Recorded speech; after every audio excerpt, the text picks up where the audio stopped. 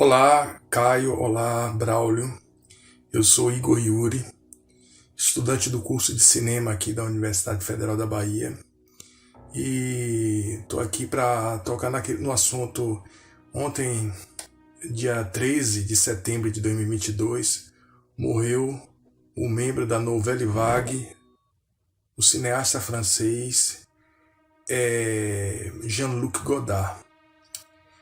Caio, quando teve aquela confusão com o vídeo lá, o filme dos Portas dos Fundos, você tocou, acho, no assunto do Je vous salue Marie, de Jean-Luc Godard, filme de 85, que teve uma polêmica aqui no Brasil.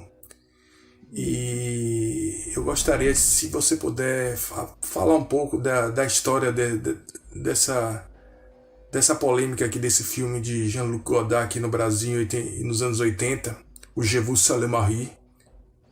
E também, se for possível, você fazer uma abordagem, né, dessa prática que ele utilizou, né, do procedimento do suicídio assistido, que ele utilizou, você abordar um pouco, né, a luz das escrituras sagradas e trazendo um contexto da modernidade, né, um pouco mesclando isso para poder abordar esse assunto. Eu agradeço, um abraço a todos, fiquem na paz do Senhor Jesus Cristo. Igor Yuri, meu beijo, Igor Yuri. Gostei da sua carinha, meu querido Igor. Olha só, sobre o Godard e sobre o filme de 85, eu acho que só eu e o Leonardo Boff falamos em favor do filme naquele tempo, porque a mídia veio para cima do Leonardo, que naquele tempo era a figura cristã mais conhecida do Brasil, por causa da teologia da libertação, e ele estava no auge, e a teologia da libertação também, no mundo inteiro e tal. Então, quando veio o filme, a mídia correu em cima do Leonardo Boff, que, se não me engano, estava em Curitiba. E a outra pessoa que eles vieram em cima fui eu, que no meio cristão evangélico era o mais conhecido, querendo a minha opinião. E tanto um quanto o outro, tanto ele quanto eu, dissemos mais ou menos a mesma coisa, que era um direito artístico, interpretativo, ele construir a história que ele quisesse. E quem não gostasse de algum aspecto da história dele, tratasse apenas como liberdade que ele teve para dizer, para expressar, quase que para escrever um texto. Como existem vários textos sobre Jesus que não são exatamente semelhantes aos 4 evangelhos que a gente tem no Novo Testamento, e que foram escritos 200 anos depois, 300 anos depois, a partir de um outro olhar, que não foi o olhar imediato da história das testemunhas oculares. Assim como Godard fez um outro olhar, 2000 anos depois. É natural que os olhares a respeito de fatos históricos se renovem, e não tem nada de mais que seja assim. Agora, quem quiser saber a história mesmo, leia o Novo Testamento, leia os 4 evangelhos, vai saber qual foi a história de Jesus. O resto foi a liberdade poética dele num filme até legal, bonito, humano, bom de ver, e que eu assisti à época, em 85. E fui massacrado. Naquele tempo, quando eu digo massacrado, não era como hoje, não tinha internet, ninguém ficava entrando aí falando essas bobagens todas sobre você, nem xingando. Era um outro tempo, as pessoas eram mais respeitosas, reverentes. Então, elas escreviam para os jornais as cartinhas, dizendo concordo com o reverendo Caio ou não concordo e tal, mas houve um grupo grande de evangélicos ultraconservadores, Quando eu digo grande, é pequeno, porque os ultraconservadores são poucos mesmo. Eram, naquele tempo, em 85, bem poucos. Era um tempo em que a igreja estava vivendo ares de muito mais liberdade, até a Assembleia de Deus estava se abrindo, todo mundo mais aberto. Mas tinha algumas igrejas fechadas, e esses eram, como são sempre os mesmos, que ficam escrevendo, latindo, como Paulo diz, aos filipenses, são cães rosnantes o tempo todo. Esses se manifestaram, mas eu já vinha desenvolvendo a minha casca, que é cada dia mais grossa, não senti nada.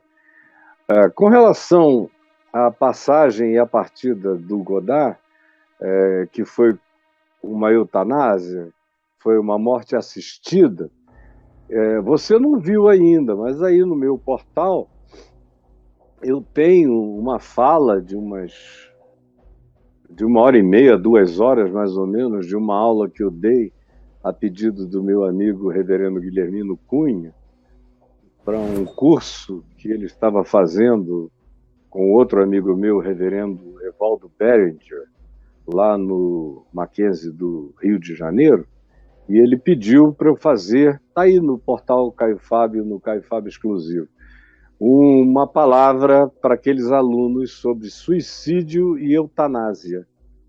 E eu fiz, e está aí no portal Caio Fábio. Então, é claro que para quem faz o curso Caio Fábio Exclusivo é que pode ter acesso a isso. No entanto, Igor e Yuri, não apenas aí tem um curso com começo, meio e fim para você no Caio Fábio Exclusivo, mas também no portal Caio Fábio, aí na lupinha, se você escrever na lupa eutanásia, muito provavelmente você vai encontrar alguma fala minha a respeito do assunto. Então, dá uma olhada aí, por favor. Agora, enquanto vocês dão uma olhada, para verem que o assunto não é novo aqui para mim, se eu morasse na Europa, obviamente eu falaria nisso muito mais do que aqui no Brasil, onde esse é um assunto que ainda nem chegou direito. Mas vai chegar e inevitavelmente chegará. O que eu penso?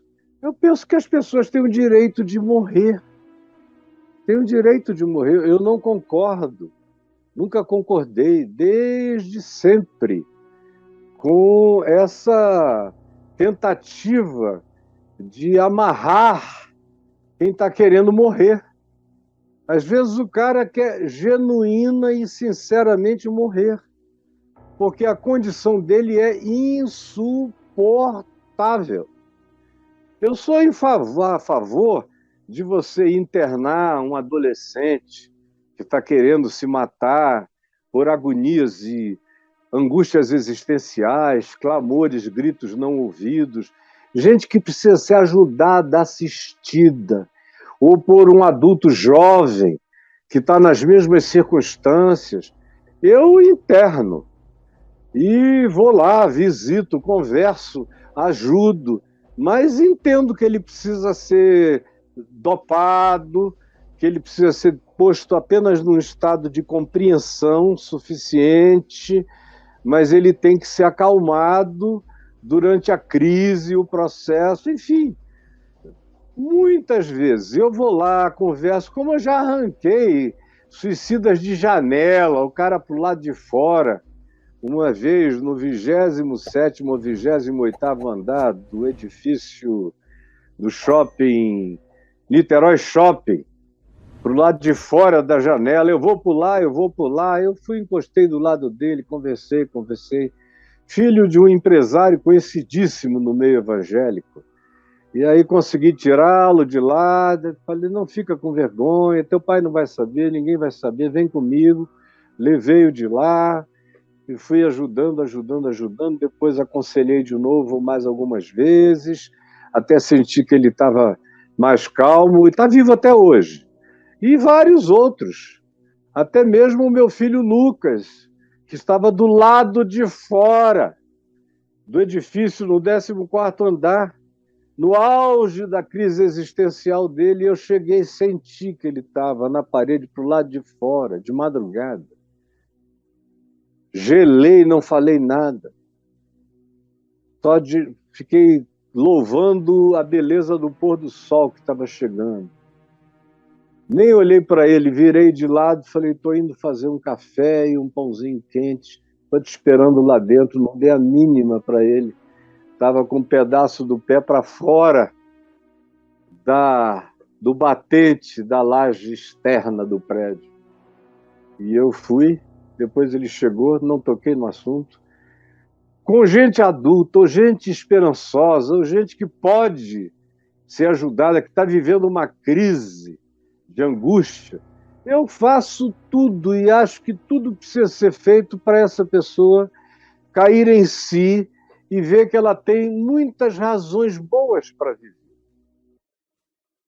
Mulher, filhos, parentes, juventude ainda, ou força, às vezes pessoas completamente saudáveis, que tiveram um baque. Nesse meu vídeo aí do luto, do Caio Fábio Exclusivo, eu falo do suicídio desses que entram nesse estado de falência, que querem morrer, ou o suicídio em decorrência do divórcio, ou das perdas catastróficas, gente que perdeu 3, 4 filhos, ou que perdeu a família toda num dia só, que não quer mais viver de jeito nenhum, que às vezes você tem que dar uma agarrada na pessoa um tempo até conseguir fazê-la ir se recuperando, ganhando oxigenação para viver.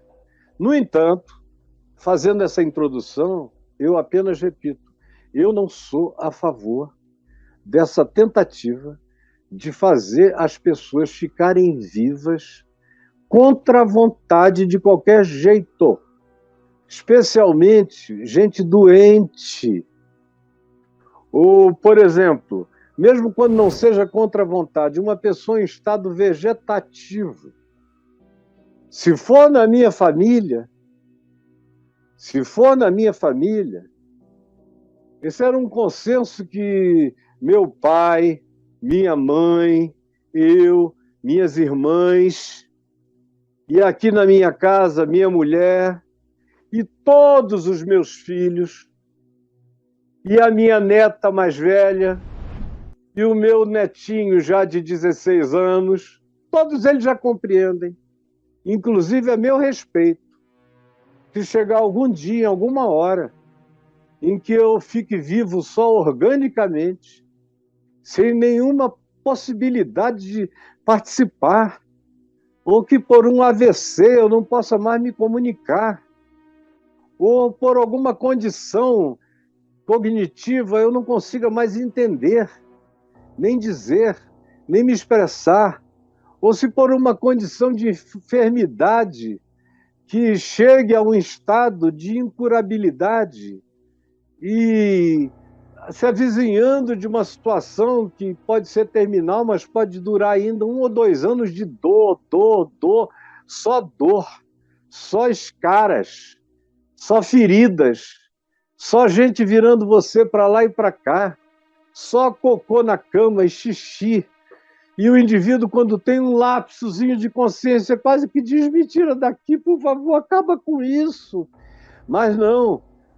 Os filhos que não cuidaram direito dos pais enquanto estavam vivos, que ficaram longe enquanto os pais estavam vivos, agora querem fazer de tudo para manter o corpo vivo. Nem que eles fiquem de longe só mandando dinheiro para aquela filha solteira ou que mora na cidade, ficar cuidando deles e gastando uma grana com enfermeiros, enfermeiras, cuidadores, para algo que não vai ter jeito, que a própria pessoa não sabe que está recebendo nem como benefício, nem como amor, nem como nada. Eu sou em favor de em estados vegetativos ou em estados de total inaproveitamento da vida, ou quando a pessoa já deixou claro durante o tempo da sua lucidez que se tal coisa acontecer com ela, ela prefere ser levada sem dor e com uma indução química medicamente orientada à morte. Eu sou um que preferiria que me tratassem assim. Então fiquem logo sabendo. Fiquem logo sabendo, se eu chegar a uma situação de idade, de total inutilidade, de perda de cognitividade, ou de total falta e possibilidade de sequer me comunicar com o olhar, ou com qualquer coisa. Se eu entrar numa do Johnny Vai à Guerra, você já viu aquele filme dos anos 70, em preto e branco? É um dos filmes mais fortes que alguém poderia ver na vida. Johnny Vai à Guerra. Não sei nem se ainda tem por aí. É um filme violentamente forte de um cara que na guerra perdeu todos os sentidos e perdeu os membros. E não enxergava, não ouvia, não falava, nada. Entupido, sem membros, e que acabou se comunicando pelo pênis. A enfermeira que cuidava dele foi se apaixonando por ele.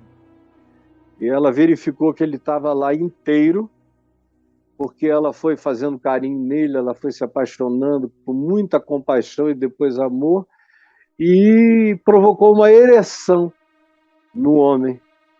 E depois ela ficou tão apaixonada que ela o ejaculava, o masturbava. E dentro você só ouvia o pensamento dele. No final, ele dizia, nem isso me serve, porque nesse lugar escuro aonde eu estou, o amor não chega. E Deus não me visita. E o filme termina nessa escuridão. Tenebroso. Eu vi esse filme quando eu era pastor da Igreja Presbiteriana Betânia em Niterói, São Francisco.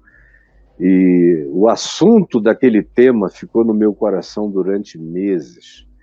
E ele ajudou definitivamente a afirmar o meu conceito, Johnny Vai à Guerra, de que numa condição daquela não há nada mais misericordioso, nada mais generoso, nada mais humano do que deixar a pessoa ir, até porque essas preservações da vida, eu estou falando muito, mas esse é um assunto importante, essas preservações da vida contemporânea são todas artificiais, sem aquelas anestesias, sem aqueles antibióticos, superantibióticos, sem aquelas medicinas, sem aqueles fármacos específicos, sem aqueles afinadores de sangue, sem aquelas bombas cardíacas, sem aquelas oxigenações artificiais, sem todo aquele maquinário, a pessoa morreria em 24 horas, se isso fosse há 50, 60, 70 anos atrás, ou até há 40 anos atrás, partiria. Agora é que nós temos o dom de prolongar a vegetatividade orgânica das pessoas quase que indefinidamente. E eu acho que isso é uma frankensteinianice perversa. Eu acho que isso é algo de uma síndrome de Deus malvada, maligna. Eu sou daqueles do tempo do meu avô, bisavô, que chegou a 104 anos sem conseguir morrer, nem ficar doente, nem ter dor de cabeça e nem perder nenhum dente. Com 104 anos, andava a cavalo, trotando. Só que ele estava de saco cheio. Já estava viúvo há muito tempo, tinha perdido o interesse em tudo. Ele que foi um jovem que só se casou com 70 anos, 68 anos, e teve 2 filhos, e a esposa morreu 5 anos depois, se desinteressou por mulheres. Até os 70, gostava muito de se distrair com umas namoradinhas. Mas depois da esposa que ele amou, ele não quis mais saber de nada. Os filhos cresceram, foram morar longe, casaram, foram estudar. Ele ficou só lá no Alto Rio Purus. Não tinha nem muita gente que o entendesse. Até que chegou uma hora que ele chamou o meu avô e disse, olha, eu vou deitar na minha rede, não quero que me alimentem, eu vou deitar até morrer. E ele deitou na rede dele. Foi um período de frio na floresta. A floresta, às vezes, fica muito gelada até. Normalmente ela é quente, abafada, mas há períodos em que as serrações baixam e a floresta fica fria, fria e úmida. E foi naquela friaca que ele ficou um mês morrendo. Até que um mês depois, veja como o cara era forte. Ele parou e o sepultaram. Foi uma espécie de eutanásia, de uma pessoa que disse, para quê? Eu não estou afim de mais nada, nem de coisa alguma. Parece aqueles patriarcas do Velho Testamento que abençoam os filhos, sobem à cama, recolhem as pernas e repousam o espírito. É algo que tem essa tranquilidade, essa leveza. Então, o que o Godard fez, eu acho absolutamente racional, considerando que você pode ficar passando mal, quase que numa espécie de inferno orgânico, preso a esse corpo de morte, num casulo de tortura, de dor, mantido anos e anos e anos só porque os teus filhos, que não foram legais a vida inteira, agora culpados, querem dizer que gastaram tudo que tinham para atrasar a sua morte. Isso é idiotice, é bobagem, é falta de inteligência, não é racional, não é humano, não é legal, não é cristão, não é evoluído, não é pacificado. Então, a minha opinião é essa, meu querido Igor Yuri. Um beijo, meu filho. E aí, Braulinho? Cara, 1h15, a gente ainda tem tempo, Braulio? Bastante. Temos bastante tempo ainda. Caio Graças Fábio. a Deus. Começamos cedo hoje, vamos embora. Mas aí você deu ênfase aqui, né, Caio? Aqui, deixa eu botar aqui no portal caifá.net, mostrando, né, o tabu do suicídio, da eutanásia. Isso. Então tem um curso completo falando sobre isso, né? Então, vale a pena a gente botar para quebrar aqui agora, em cima. Tem que prestar atenção numa coisa, Braulio, sabe o que é? Sim, não existe aí nenhum estímulo ao suicídio e à eutanásia. Claro. Existe uma explicação liberadora para quem está nessa condição aterrorizante de ficar preso nesse corpo de morte sem conseguir largar aquele casulo para voar. É uma prisão, uma borboleta pronta para sair voando e que fica ali presa e com os biólogos e os botânicos atrasando a abertura do casulo, fazendo uma caixa, prendendo o ser dentro do casulo, sabe lá por quanto tempo. E o cara sofrendo, me tira daqui, deixa a natureza seguir seu curso, e ninguém deixa.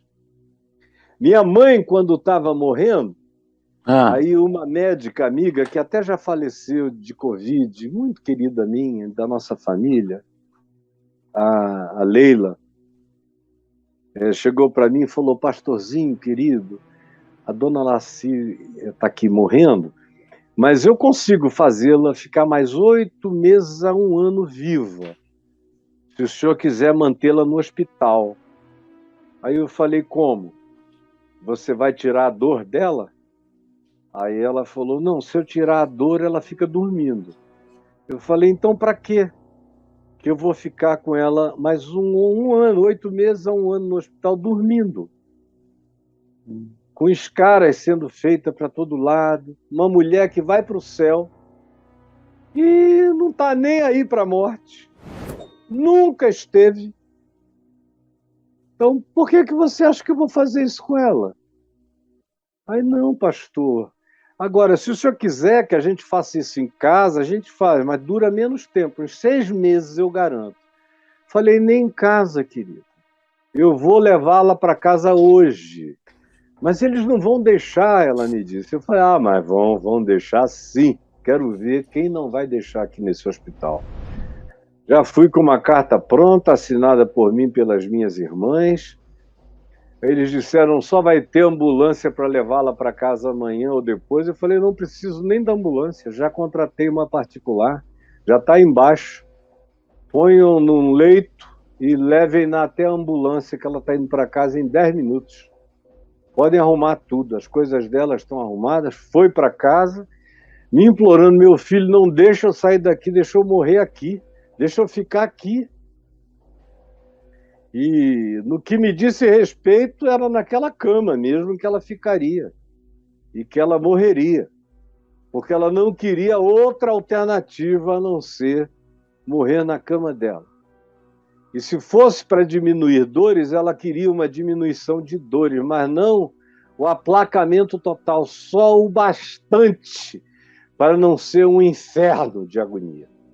E foi isso que foi feito com ela. Ela continuou lúcida até praticamente ao último dia, participando, até rindo, gemendo. Quando apertava demais, a gente dosava mais um pouco, aí ela dormia, depois voltava, sempre com uma capacidade enorme de se engraçar de qualquer coisa que você dissesse mais engraçada para ela, embora às vezes ela chorasse e dissesse: meu filhinho, pede a Jesus para vir me buscar logo, que eu estou achando demorado, está muito demorado.